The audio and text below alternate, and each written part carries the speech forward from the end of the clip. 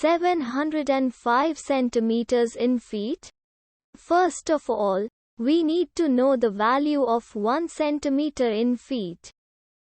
It's always 1 centimeter equals 0.03280839895 feet.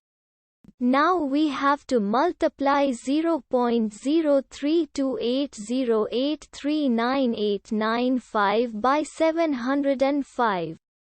Therefore, 705 centimeters times 0.03280839895 feet equals 23.12992125975 feet.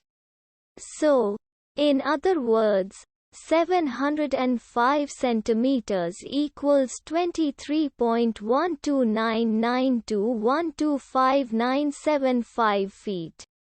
We hope you have enjoyed this video. Please like and subscribe to our channel for more videos like this.